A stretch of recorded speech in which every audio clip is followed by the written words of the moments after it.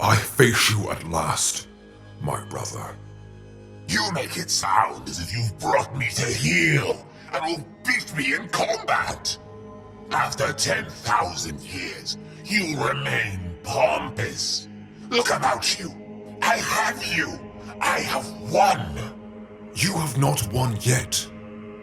If this is not a victory, then I should probably consult one of your tedious manuals to better acquaint myself with the meaning of the term.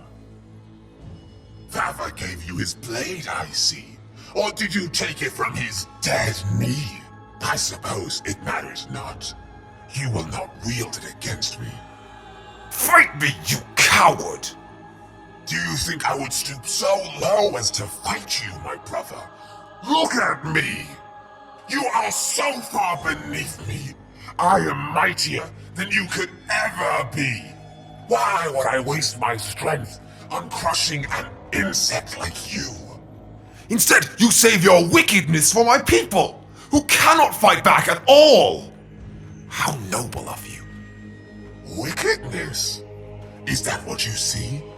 I bring them salvation from the hell our father created. I bring them the joy of endless rebirth. I bring them life. You cast yourself as a warlord prophet, but you are a slave. I pity you, brother. You have deceived yourself. It is you who is the slave. The slave of our uncaring father, who made us do his bidding. You who trod the path he laid out for you without question. Sure that the lies he told were the truth. Too stupid and trusting to question them for yourself. You never saw what he did to me. The first time I met him, he stole from me my life's struggle. It was nothing to him. A bump in his smooth road to godhood. He who took what I had worked and suffered for, and he did not care. He called himself the Emperor. What kind of being has the presumption to claim such a title?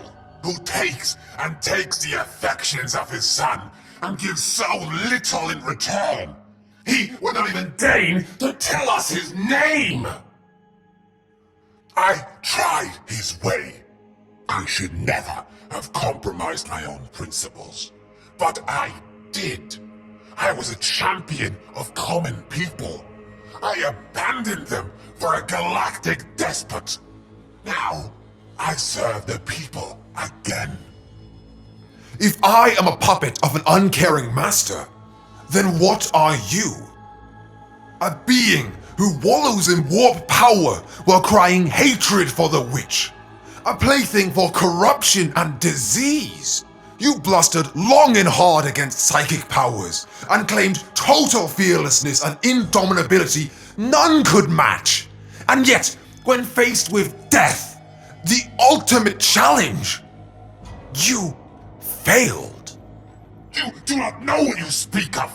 You do not know what it was like. I was shown the depths of suffering of a kind you could never understand. And as death beckoned, I was given the power to withstand it. I know no suffering. I saw my brothers, many of whom I loved, all of whom I respected, turn their backs upon our Creator and plunge the galaxy into war. I saw humanity reach for one golden moment of peace, brush it with its fingers, and then I saw you and the others spit upon it and tear it away. I died at the hands of my kin.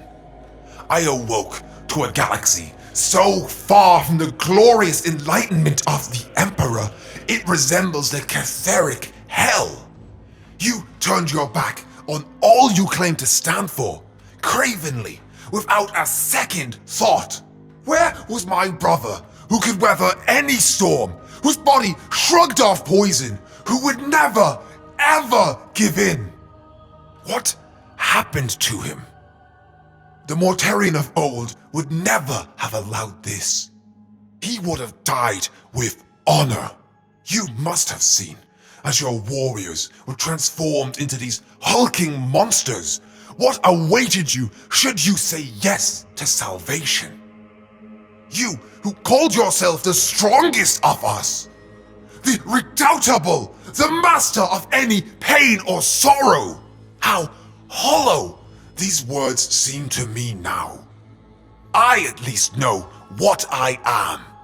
I look at myself, and though I perceive many failures, I know with unshakable certainty that I perform the duty I was created for. That I fight for the preservation of mankind. And you do not fight for the Emperor? I fight for what he believed in. An advocate's quibbling. You fight for yourself. I remain a champion of humanity, whereas you are the lackey of evil. Am I? Then tell me, Rabute, if our father were so good, look me in the eye and tell me he loved us all as any father should love his sons.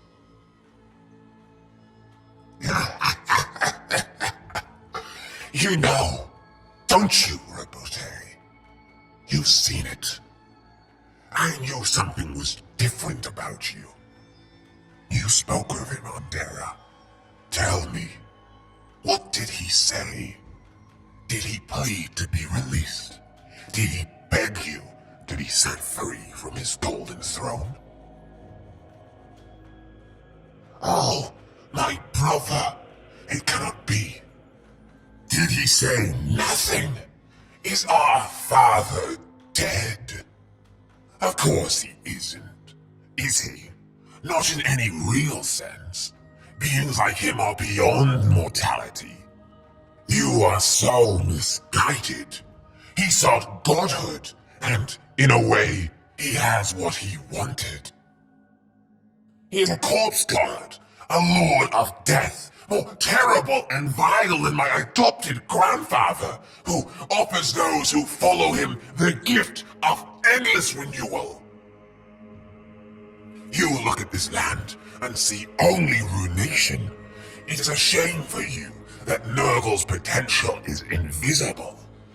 Where you see destruction, I see but one phase in a cycle of death, rebirth, fecundity, and decay. It is glorious, colorful, vital. So much more than our father's pale lies. All secrets might be known within the warp. It is timeless and eternal. Everything that happens here is reflected there endlessly. Every moment can be accessed, every lie heard, every broken promise relived. I have been deep within, far from Nurgle's garden, into realms where secrets flock like corpse flies. I found many interesting things there. Do you know why he made us? Do you think it was for affection? I think once I've crippled you, and you lie blind and useless in an iron cage, begging to die, I might tell you. And then your fine words here will burn in your mouth. But that is yet to come. Legs first, I think. You will not be needing those at all. Do not worry, my brother. My scythe is sharp. It will only hurt a little.